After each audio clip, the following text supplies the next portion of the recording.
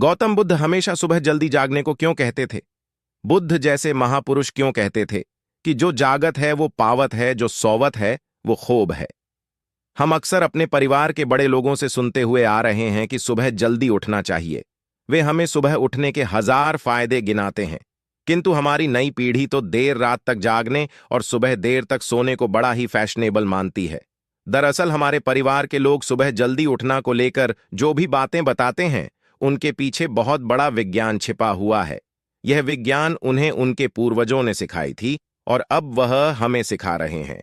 सुबह भर के समय को ब्रह्म मुहूर्त के नाम से जाना जाता है और इस समय हमारा दिमाग, प्रकृति और वातावरण सब कुछ बहुत ही सकारात्मक रूप से सक्रिय होते हैं। इस समय पर जो भी प्रार्थना या ध्यान किया जाता है उससे सफलता मिलती है। आइए आपको बौद्ध सन्यासी की कहानी सुनाते हैं। आपको बताते हैं कि ब्रह्म मुहूर्त का रहस्य जानकर पूर्ण जीवन बदल गया। कहानी शुरू करने से पहले चैनल को सब्सक्राइब जरूर कर ले। इस कहानी में सिर्फ ब्रह्म मुहूर्त के रहस्य के साथ एक ऐसी ध्यान की विधि बताएंगे जिससे अगर कोई 21 दिन अपनाता है तो वह अपने सपनों को साकार कर सकते हैं। उसे ब्रह्मांड की शक्तियों की विशेष मदद मिलने लगती है। इसके साथ वह व्यक्ति अपने मन को स्थिर और बुद्धिमान बन जाता है। दोस्तों, गौतम बुद्ध की शिक्षा हर किसी के जीवन को नई दिशा दे सकती है। अगर आप भी इसे मानते हैं तो कमेंट्स में नमो बुद्धाय लिखना मत भूलिए। तो चलिए कहानी की शुरुआत करते हैं। एक समय की बात है, एक नगर में लड़का रहता था। वह लड़का अच्छा था, लेकिन उसकी एक खराब आदत थी। वह देर तक सोता रहता था। सुबह उसका परिवार बार उसे जगाने के लिए लाखों प्रयास करता था, किंतु सबने हार मान ली थी। वह लड़का कभी 9 बजे से पहले नहीं उठता था। जब वह बालक था तब परिवार ने सोचा कि जब यह बड़ा हो जाए तो इसकी आदत में सुधार हो, किंतु वह लड़का जैसे जैसे बड़ा होता गया, यह आदत और भी ज्यादा गहरी होती चली गई। दुनिया इधर से उधर हो जाए, लेकिन वह लड़का कभी जल्दी नहीं उठ पाता था। उसके पिता उसकी इस आदत से बहुत ज्यादा परेशान रहने लगे थे। उसे लड़के को ढेरों नकारात्मक शक्तियों ने घेर लिया था। वह सभी को पलट कर जवाब देता था, दिन भर उदास रहता था। इसका असर उसके स्वास्थ्य पर भी पड़ रहा था। जब उस लड़के को यह पता लगा कि उसके सारे मित्र सफलता को प्राप्त कर रहे हैं, तब वह और भी ज्यादा दुखी हो गया और ईश्वर को कोसने लगा। वह बार बार कहता था कि मेरी किस्मत खराब है, किंतु उसके पिता अच्छी तरह से जानते थे कि लड़के के अस होने के पीछे क्या कारण है। एक दिन की बात है, उसके पिता को किसी बौद्ध सन्यासी के बारे में पता चला। बेटे की समस्या को लेकर वह तुरंत ही बौद्ध सन्यासी के पास जा पहुंचे। पिता ने बौद्ध सन्यासी को बड़े ही विस्तार से अपने बेटे की आदतों के बारे में बताया। बौद्ध सन्यासी ने कहा कि कल आप अपने बेटे को इस आश्रम में आने को कहिए। पिता घर की ओर चल दिए। उन्हें पता था कि अगर वह सीधे तरीके से बेटे से बौद्ध सन्यासी को मिलने के लिए कहेंगे तो वह कभी तैयार नहीं होगा। उन्होंने बेटे को अपने पास बुलाया और कहा, तुम्हारे सारे मित्र जीवन में सफलता प्राप्त कर रहे हैं, क्या तुम सफल नहीं होना चाहते हो? लड़के ने उत्तर दिया कि जरूर पिताजी, किंतु जब भी मैं अपने मित्रों से उनकी सफलता का रहस्य पूछता हूं तब वे मुझे कुछ नहीं बताते हैं। पिता ने कहा कि मुझे यह रहस्य पता चल गया है। लड़के ने बड़ी उत्सुकता से पूछा, क्या पता चला है पिताजी? पिता ने कहा कि कल सुबह तुम्हें एक बौद्ध सन्यासी के आश्रम में जाकर उनसे मिलना है।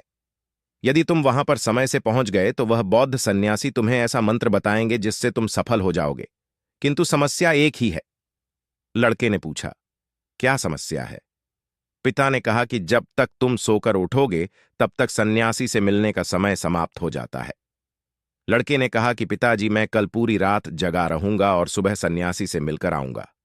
पिता ने कहा कि ठीक है, सदैव उसे सन्यासी की आज्ञा में रहना। पिता की बातें सुनकर वह लड़का बहुत अधिक उत्सुक हुआ। जीवन में पहली बार उसने रात्रि जागरण किया, किंतु थोड़े ही समय में उसे नींद आ गई और वह सो गया। अगली सुबह जब वह उठा तो उसे पता लगा कि सन्यासी से मिलने का समय समाप्त हो चुका था। उसके पिता ने लड़के की ओर देखा और कहा कि तुम जीवन में कभी सफल नहीं हो पाओगे, जाओ, जाकर सो जाओ। पिता की यह बात सुनकर लड़के को बहुत दुख हुआ। उसने मन ही मन स्वयं को चुनौती दी कि कल सुबह वह बौद्ध सन्यासी से मिलने अवश्य जाएगा। उसने अपने हाथ में एक छू से एक घाव बना लिया। दर्द के कारण उसे नींद नहीं आई। यह ऐसा पहला अवसर था जब उसने अपने जीवन में सूर्योदय। वही बालक हो। तुम्हारे पिता मुझसे मिलने आए थे और उन्होंने तुम्हारे विषय में मुझे सब कुछ बताया। मैं तुम्हें वह मंत्र अवश्य बता देता, किंतु लड़का घबरा गया। उसने पूछा, किंतु क्या गुरुदेव? मैं तुम्हें वह मंत्र बताऊंगा, किंतु अगले की दिनों तक तुम्हें मेरी आज्ञा में रहना होगा। मैं तुम्हें वह मंत्र 21 दिनों के बाद बताऊंगा। तब तक मैं तुमसे जो भी कार्य कहूंगा उसे तुम्हें करना होगा। यदि तुम असफल हुए या कार्य के बीच से तुम्हारा संकल्प टूट गया, तब उसे मंत्र का असर नहीं होगा। दृढ़ निश्चय के साथ उसे लड़के ने कहा कि मुझे आपकी सारी आज्ञा स्वीकार है। मैं अगले 21 दिनों के लिए आपका दास हूं। आप जो भी कहेंगे मैं वही करूंगा। मुझे केवल और केवल उसे मंत्र के बारे में जानना है। बौद्ध सन्यासी ने कहा कि ठीक है, कल से तुम्हारा पिकार शुरू होगा।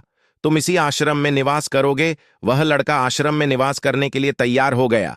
बौद्ध सन्यासी ने कहा कि यहां रहते हुए तुम्हें ब्रह्म मुहूर्त में उठना होगा और दूसरे शिष्यों की तरह ध्यान और तप करना होगा। साथ ही आश्रम के कार्यों में भी सहायता करनी होगी। ध्यान रहे, यह संकल्प टूटना नहीं चाहिए। लड़का बौद्ध सन्यासी की बातों से सहमत हो गया। अगले दिन से उसके कार्य के दिन की शुरुआत थी। इस बार बार लड़का इतना दृढ़ निश्चय था, किंतु 1 सप्ताह बीतने के पश्चात थी उसका संकल्प टूट गया और वह 8वें दिन देर तक सोता रहा। वह रोते हुए बौद्ध सन्यासी के पास पहुंचा और कहा कि मेरा संकल्प टूट गया है। अब मैं जीवन में कभी सफल नहीं हो पाऊंगा। बौद्ध सन्यासी ने उसे समझाते हुए कहा कि एक बार फिर से शुरुआत करो, फिर से संकल्प करो। लड़के ने बौद्ध सन्यासी से प्रश्न किया कि सुबह उठना इतना आवश्यक क्यों होता है और यहां पर सभी लोग इतनी जल्दी क्यों उठ जाते हैं। तब बौद्ध सन्यासी ने लड़के को समझाते हुए कहा कि सुबह यानी ब्रह्म मुहूर्त में उठने के पीछे बहुत बड़ा विज्ञान छिपा हुआ है। लड़के ने कहा कि कृपया करके मुझे वह विज्ञान बताइए। बौद्ध सन्यासी ने कहा कि रात्रि को 4 पहर में बांटा गया है। पहला रुद्रकाल, जिसका समय शाम 600 बजे से लेकर 9 बजे तक होता है। दूसरा राक्षस काल, जिसका समय 900 बजे से 12 बजे तक होता है। तीसरा गंधर्व काल, जिसका समय रात्रि 12 बजे से भर 3 बजे तक होता है। और सबसे अंत में जो पहर आता है उसे मनोहर काल कहते हैं। इस समय को ब्रह्म मुहूर्त या अमृत बेला के नाम से भी जाना जाता है। इसका समय 3 बजे से सुबह 6 बजे तक होता है। यह वह समय होता है जब पूरे संसार की नकारात्मक शक्तियां निष्क्रिय अवस्था में होती हैं और सकारात्मक शक्तियां सक्रिय होती हैं। ब्रह्म अर्थात देव, मुहूर्त अर्थात समय। ब्रह्म मुहूर्त का अर्थ देवों का समय होता है। इस समय देव धरती विचरण कर रहे होते हैं और जागृत मनुष्य पर उनका बड़ा ही सकारात्मक प्रभाव पड़ता है। ब्रह्म मुहूर्त ऐसा समय होता जिसमें मनुष्य का मस्तिष्क बिल्कुल खाली होता है। इसमें किसी प्रकार के कोई विचार